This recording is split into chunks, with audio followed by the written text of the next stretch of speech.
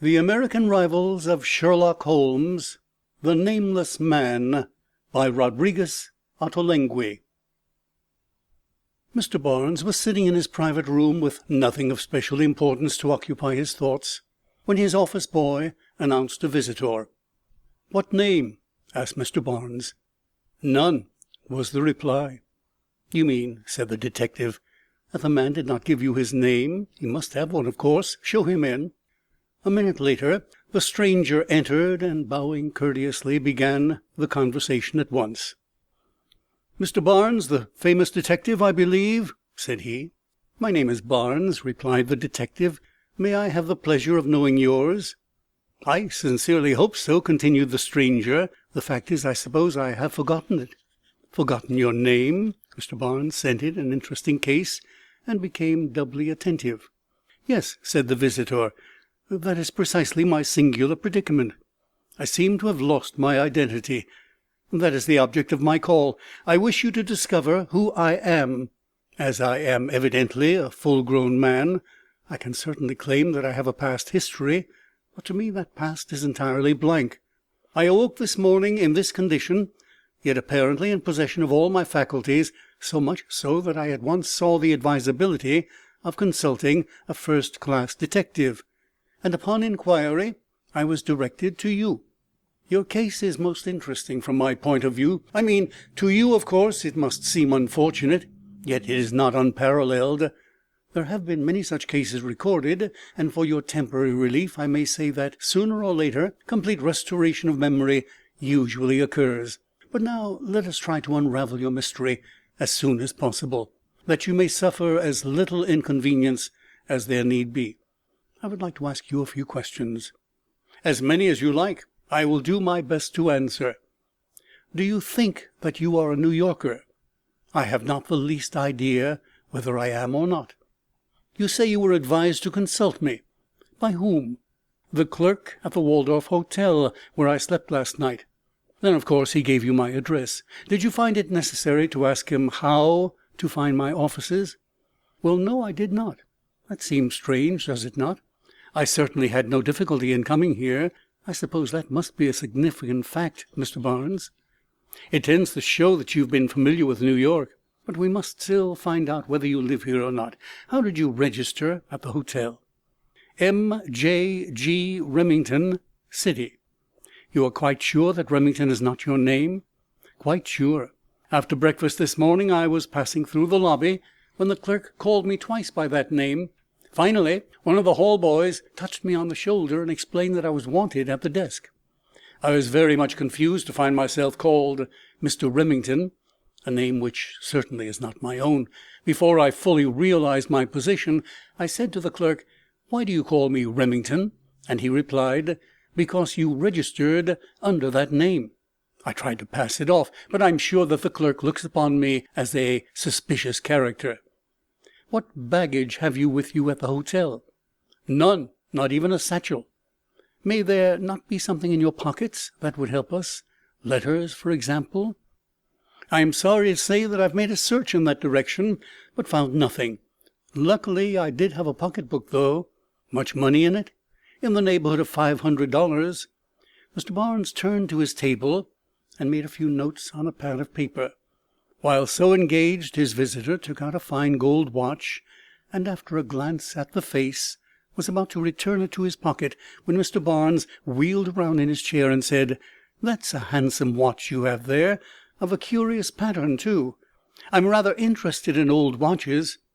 The stranger seemed confused for an instant, and quickly put up his watch, saying, "There's nothing remarkable about it, merely an old family relic. I value it more for that than anything else. But about my case, Mr. Barnes, how long do you think it will take to restore my identity to me? It's rather awkward to go about under a false name." "I should think so," said the detective. "I will do my best for you, but you've given me absolutely no clue to work upon, so that it's impossible to say what my success will be. Still, I think 48 hours should suffice. At least in that time I ought to have made some discoveries for you. Suppose you call me again on the day after tomorrow at noon precisely. Will that suit you?" Very well indeed. If you can tell me who I am at that time, I shall be more than convinced that you are a great detective, as I have been told." He arose and prepared to go, and upon the instant Mr. Barnes touched a button under his table with his foot, which caused a bell to ring in a distant part of the building, no sound of which penetrated the private office.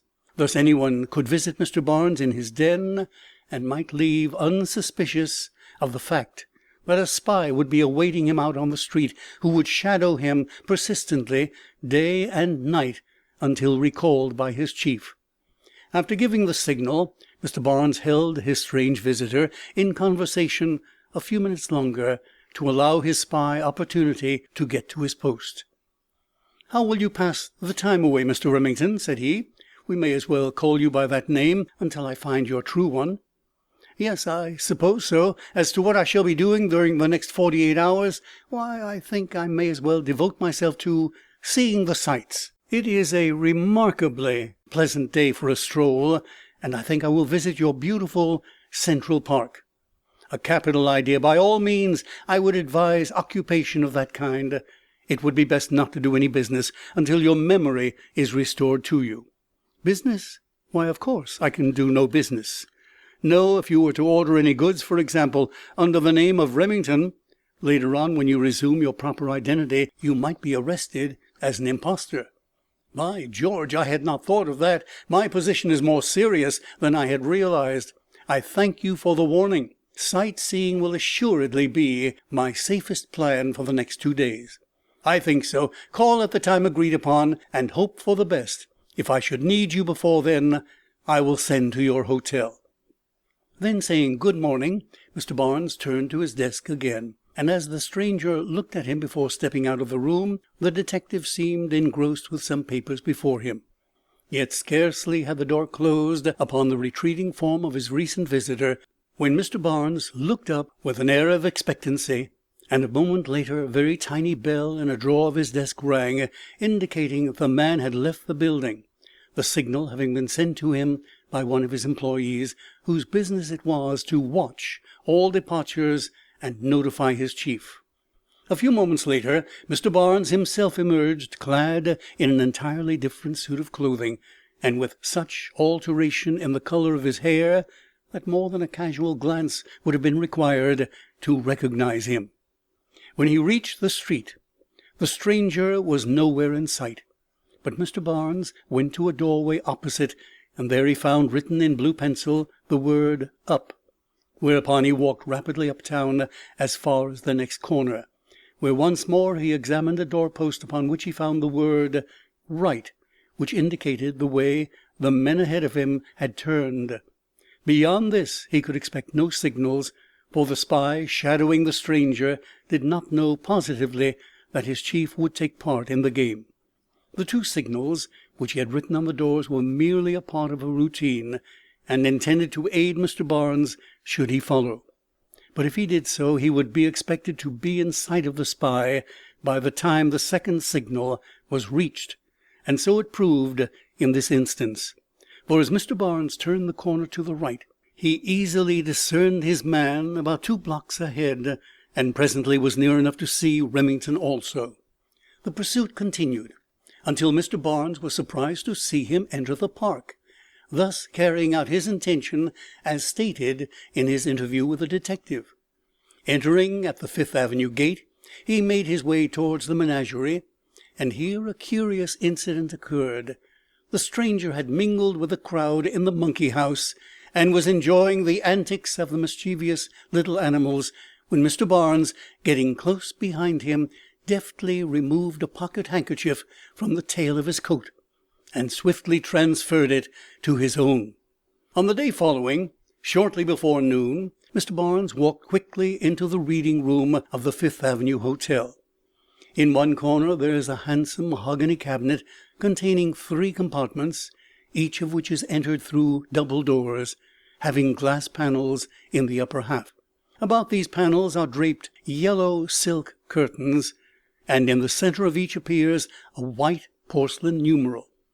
These compartments are used as public telephone stations. the applicant being shut in so as to be free from the noise of the outer room. Mr. Barnes spoke to the girl in charge, and then passed into the compartment numbered 2. Less than 5 minutes later, Mr. Leroy Mitchell came into the reading room. His keen eyes peered about him, scanning the countenances of those busy with the papers or writing. And then he gave the telephone girl a number and went into the compartment numbered 1. About 10 minutes elapsed before Mr. Mitchell came out again, and having paid the toll, he left the hotel. When Mr. Barnes emerged, there was an expression of extreme satisfaction upon his face. Without lingering, he also went out, but instead of following Mr. Mitchell through the main lobby to Broadway, he crossed the reading room and reached 23rd Street through the side door. Thence he proceeded to the station of the elevated railroad and went uptown. 20 minutes later, he was ringing the bell of Mr. Mitchell's residence. The Buttons, who answered his summons, informed him that his master was not at home. "He usually comes in to luncheon, however, does he not?" asked the detective. "Yes, sir," responded the boy. "Is Mrs. Mitchell at home?" "No, sir." "Miss Rose?" "Yes, sir." "Ah, then I'll wait. Take my card to her." Mr. Barnes passed into the luxurious drawing room and was soon joined by Rose, Mr. Mitchell's adopted daughter. "I am sorry papa is not at home, Mr. Barnes," said the little lady, "but he will surely be in to luncheon if you will wait." "Yes, thank you, I think I will. It is quite a trip up, and being here I may as well wait a while and see your father, though the matter is not of any great importance." "Some interesting case, Mr. Barnes? If so, do tell me about it. You know I am almost as interested in your cases as papa is." "Yes, I know you are, and my vanity is flattered. But I am sorry to say that I have nothing on hand at present worth relating. My errand is a very simple one. Your father was saying a few days ago that he was thinking of buying a bicycle, and yesterday by accident I came across a machine of an entirely new make, which seems to me superior to anything yet produced. I thought he might be interested to see it before deciding what kind to buy." "I'm afraid you're too late, Mr. Barnes. Papa had bought a bicycle already." "Indeed? What style did he choose?" "I really do not know, but it is down in the lower hall if you care to look at it." "It is hardly worth while, Miss Rose. After all, I have no interest in the new model, and if your father has found something that he likes, I won't even mention the other to him. It might only make him regret his bargain. Still, on second thoughts, I will go down with you, if you'll take me into the dining room and show me the head of that moose which your father has been bragging about killing. I believe it has come back from the taxidermist's." "Oh, yes, he is just a monster. Come on." They went down to the dining room, and Mr. Barnes expressed great admiration for the moose's head, and praised Mr. Mitchell's skill as a marksman. But he had taken a moment to scrutinize the bicycle which stood in the hallway, while Rose was opening the blinds in the dining room. Then they returned to the drawing room, and after a little more conversation, Mr. Barnes departed, saying that he could not wait any longer, but he charged Rose to tell her father that he particularly desired him to call at noon on the following day. Promptly, at the time appointed, Remington walked into the office of Mr. Barnes and was announced. The detective was in his private room. Mr. Leroy Mitchell had been admitted but a few moments before. "Ask Mr. Remington in," said Mr. Barnes to his boy, and when that gentleman entered, before he could show surprise at finding a third party present, the detective said, "Mr. Mitchell, this is the gentleman whom I wish you to meet. Permit me to introduce you to Mr. Mortimer J. Goldie, better known to the sporting fraternity as G. Mortimer, the champion short-distance bicycle rider who recently rode a mile in the phenomenal time of 1.36 on a 3-lap track." As Mr. Barnes spoke, he gazed from one to the other of his companions with a half-quizzical and wholly pleased expression on his face. Mr. Mitchell appeared much interested, but the newcomer was evidently greatly astonished. He looked blankly at Mr. Barnes a moment, then dropped into a chair with the query, "How in the name of conscience did you find that out?" "That much was not very difficult," replied the detective. "I can tell you much more indeed. I can supply your whole past history, provided your memory has been sufficiently restored for you to recognize my facts as true."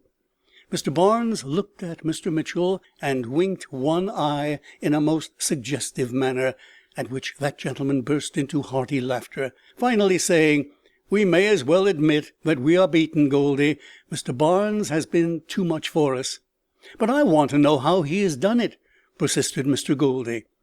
"I have no doubt that Mr. Barnes will gratify you. Indeed, I am as curious as you are to know by what means he has arrived at his quick solution of the problem which we set for him." "I will enlighten you as to detective methods with pleasure," said Mr. Barnes. "Let me begin with a visit made to me by this gentleman 2 days ago." At the very outset his statement aroused my suspicion, though I did my best not to let him think so. He announced to me that he had lost his identity, and I promptly told him that his case was not uncommon. I said that in order that he might feel sure that I did not doubt his tale. But truly, his case, if he was telling the truth, was absolutely unique.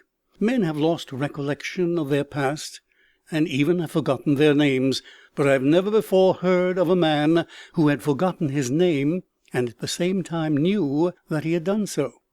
"A capital point, Mr. Barnes," said Mr. Mitchell. "You were certainly shrewd to suspect fraud so early."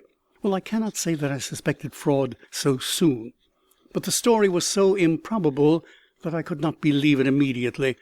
I therefore was what I might call analytically attentive during the rest of the interview.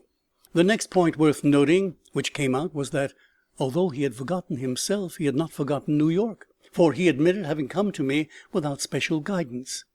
"I remember that," interrupted Mr. Goldie, "and I think I even said to you at the moment that it was significant." "And I told you that it at least showed that you had been familiar with New York. And this was better proven when you said that you would spend the day at Central Park, and when, after leaving here, you had no difficulty in finding your way thither. Do you mean to say that you had me followed? I made sure that no one was after me." "Well, yes, you were followed," said Mr. Barnes with a smile. "I had a spy after you, and I followed you as far as the park myself. But let me come to the other points in your interview and my deductions. You told me that you had registered as Mr. M.J.G. Remington. This helped me considerably, as we shall see presently. A few minutes later you took out your watch, and in that little mirror over my desk, which I use occasionally when I turn my back upon a visitor, I noted that there was an inscription on the outside of the case. I turned and asked you something about the watch, when you hastily returned it to your pocket with the remark that it was an old family relic. Now, can you explain how you could have known that, supposing that you had forgotten who you were?" "Neatly caught, Goldie," laughed Mr. Mitchell. "You certainly made a mess of it there." "It was an asinine slip," said Mr. Goldie, laughing also. "Now then," continued Mr. Barnes, "you readily see that I had good reason for believing that you had not forgotten your name. On the contrary, I was positive that your name was a part of the inscription on the watch. What, then, could be your purpose in pretending otherwise?" "I did not discover that for some time. However, I decided to go ahead and find you out if I could. Next, I noted 2 things. Your coat opened once, so that I saw pinned to your vest a bicycle badge, which I recognized as the emblem of the League of American Wheelmen." Oh, cried Mr. Mitchell. "Shame on you, Goldie, for a blunderer." "I had entirely forgotten the badge," said Mr. Goldie. "I also observed," the detective went on, "little indentations on the sole of your shoe, as you had your legs crossed, which satisfied me that you were a rider even before I observed the badge. Now then we come to the name and the significance thereof. Had you really lost your memory, the choosing of a name when you registered at the hotel would have been a haphazard matter of no importance to me. But as soon as I decided that you were imposing upon me, I knew that your choice of a name had been a deliberate act of mind, one from which deductions could be drawn." "Ah, now we come to the interesting part," said Mr. Mitchell. "I love to follow a detective when he uses his brains. The name as registered, and I examined the registry to make sure, was odd. 3 initials are unusual. A man without a memory, and therefore not quite sound mentally, would hardly have chosen so many. Then why had it been done in this instance? What more natural than that these initials represented the true name? In assuming an alias, It is the most common method to transpose the real name in some way. At least it was a good working hypothesis. Then the last name might be very significant. Remington. The Remingtons make guns, sewing machines, typewriters, and bicycles. Now this man was a bicycle rider, I was sure. If he chose his own initials as a part of the alias, it was possible that he selected Remington because it was familiar to him. I even imagined that he might be an agent for Remington bicycles, and I had arrived at that point during our interview, when I advised him not to buy anything until his identity was restored. But I was sure of my quarry when I stole a handkerchief from him at the park and found the initials M.J.G. upon the same. "Marked linen on your person!" exclaimed Mr. Mitchell. "Worse and worse. We'll never make a successful criminal of you, Goldie." "Perhaps not. I shan't cry over it." "I felt sure of my success by this time," continued Mr. Barnes. Yet at the very next step I was balked. I looked over a list of L.A.W. members and could not find a name to fit my initials, which shows, as you will see presently, that, I may say, too many clues spoil the broth. Without the handkerchief I would have done better.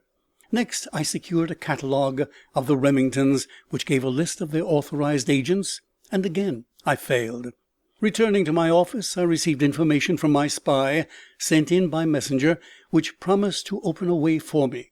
He had followed you about, Mr. Goldie, and I must say you played your part very well, so far as avoiding acquaintances is concerned. But at last you went to a public telephone and called up someone. My man saw the importance of discovering to whom you had spoken, and bribed the telephone attendant to give him the information. All that he learned, however, was that you had spoken to the public station at the Fifth Avenue Hotel. My spy thought that this was inconsequent, but it proved to be at once that there was collusion, and that your man must have been at the other station by previous appointment. As that was at noon, a few minutes before the same hour on the following day, that is to say, yesterday, I went to the Fifth Avenue Hotel telephone and secreted myself in the middle compartment, hoping to hear what your partner might say to you. I failed in this, as the boxes are too well made to permit sound to pass from one to the other. But imagine my gratification to see Mr. Mitchell himself go into the box. "And why?" asked Mr. Mitchell. "Why, as soon as I saw you, I comprehended the whole scheme. It was you who had concocted the little diversion to test my ability. Thus, at last, I understood the reason for the pretended loss of identity. With the knowledge that you were in it, I was more than ever determined to get at the facts. Knowing that you were out, I hastened to your house, hoping for a chat with little Miss Rose, as the most likely member of your family to get information from." "Oh, fie, Mr. Barnes," said Mr. Mitchell, "to play upon the innocence of childhood. I am ashamed of you." "All's fair, etc. Well, I succeeded. I found Mr. Goldie's bicycle in your hallway, and, as I suspected, it was a Remington. I took the number and hurried down to the agency, where I readily discovered the wheel number 5086 is ridden by G.J. Mortimer, one of their regular racing team. I also learned that Mortimer's private name is Mortimer J. Goldie. I was much pleased at this, because it showed how good my reasoning had been about the alias. For you observe that the racing name is merely a transposition of the family name. The watch, of course, is a prize, and the inscription would have proved that you were imposing upon me, Mr. Goldie, had you permitted me to see it. Of course, that was why I put it back in my pocket. I said just now," said Mr. Barnes, "that without the stolen handkerchief I would have done better. Having it, when I looked over the L.A.W. list, I went through the G's only. Without it, I should have looked through the G's, J's, and M's, not knowing how the letters may have been transposed. In that case, I should have found G.J. Mortimer, and the initials would have proved that I was on the right track." "You have done well, Mr. Barnes," said Mr. Mitchell. "I asked Goldie to play the part of a nameless man for a few days, to have some fun with you. But you've had fun with us, it seems, though I am conceited enough to say that had it been possible for me to play the principal part, you would not have pierced my identity so soon." "Oh, I don't know," said Mr. Barnes. "We are both of us a little egotistical, I fear. "Undoubtedly. Still, if I ever set another trap for you, I will assign myself the chief role." "Nothing would please me better," said Mr. Barnes. "But, gentlemen, as you have lost in this little game, it seems to me that some one owes me a dinner at least." "I'll stand the expense with pleasure," said Mr. Mitchell. "Not at all," interrupted Mr. Goldy. "It was through my blundering that we lost, and I'll pay the piper." "Settle it between you," cried Mr. Barnes. "But let us walk on. I am getting hungry." Whereupon they adjourned to Delmonico's. End of The Nameless Man, by Rodriguez Ottolenghi.